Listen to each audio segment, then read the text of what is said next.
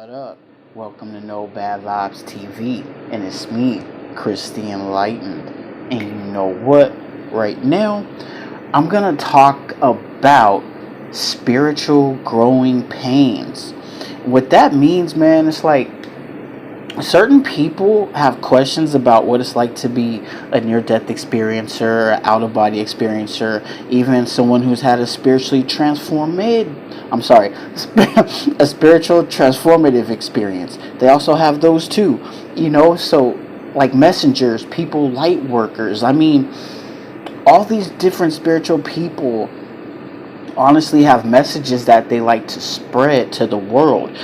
There's certain events that has happened to them that have taught them things about spirit world, and they spread those messages out. They love people. I have friends who do podcasts, and I do podcasts as well, and radio, and we write books about our experiences. For those that don't even know who the hell I am Chris Batts, aka Christian DE, aka Chris the Enlightened, aka Man in the Hour, aka Man in the Shower. No, but seriously, I'm here basically to I've had a near death experience years ago. I met my guardian angels. I had my experience because of a suicide attempt. Now, with that said, I said suicide attempt. I had felt God's presence, met my angels, everything was nuts. I have a book that talks about it. I have videos that talk about it on this page. I mean, so just welcome to those that are coming here for the first time. For my current subscribers and people that are just viewing this and have questions about like what kind of stuff us spiritual people go through, I'm gonna tell you, because for the most part it changes us. Before someone has had these experiences, I say about 95% of near-death experiencers or out-of-body experiencers, STEers, whatever you want, but messengers, the majority of us have something that has happened that's changed us. We've met people on the other side. We've met spirits and angels, and like for my example, I've met angels, my guardian angels, and I know other people who have met angels. There's people who have met God. Um, it varies. There's people have met just regular spiritual guides in the other realm, the spirit world. These are the messages we tell, we share to the world, and people doubt. There's people that doubt us, man. Man, there's certain people that think we're crazy, people that think we've met demons. Like with my own experience, I've met my guardian angels face to face. I was literally looking at them, and I've heard through a couple times, a couple comments, a couple people would say, "Oh, well, he's just confused. He met the devil. He met demons. In the Bible, it says blah blah blah blah." But this is the thing. I know the experience. I don't expect the person that hasn't went through it to understand it, but there's a lot of people out there that hate on these experiences. There's people that honestly, they judge, they criticize, they doubt, they say we met demons, they laugh, they they look for anything wrong to say about your experience. I know many near-death experiencers, and I'm just going to say experiencers, period. I don't want anybody to get offended because there's certain people that have never had near-death experiences, but they have had an out-of-body experience. There's people who haven't had an out-of-body experience. They're just spiritually transformed. So that's why I'm just going to say experiencers. We get good views on the outer world. There's other beings that talk to us. We're not saying we're special, but damn, we're special. And it's just something that happened.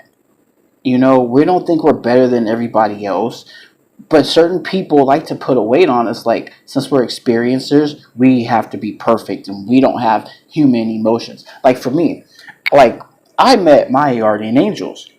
They teach me a lot. They change me in so many ways. I have so much more patience than I do now. I mean, than I did before.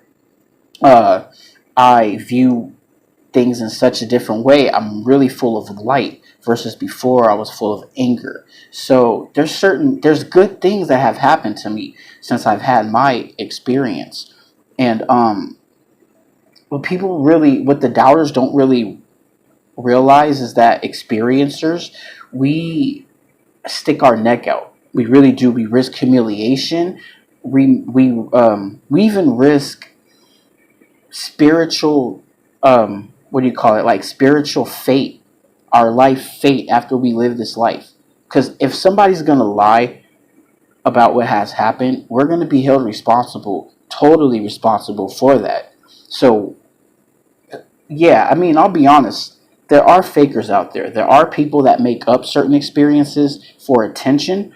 I do know this, but for the most part, I say about 95% of us are straight genuine. There's another 5%. But then there's also people that love our experiences too. And then there's other, like, say about, about 70, 80% love it. And then there's also the rest that hate it. There's the rest that go around, they're confused, they're looking for experiences. A lot of people love watching experiences and hearing people's story.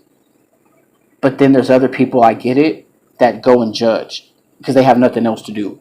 Either that or they just go and judge. Or they doubt, so they try to argue with their own opinion and compare it to other experiences. Yeah. Um but yeah, I know there's some fakers out there that actually do it, and like I said, they'll eventually get caught in their bullshit somehow. Um Pretty much I really appreciate the spiritual community because we're so connected. Even the people, I'm not saying that you have to be an experiencer just to have a you don't have to have an experience to actually be an experiencer. There's spiritual people out there all the time that just feel, and they're so aware, they're so in tune. And I appreciate people like that too.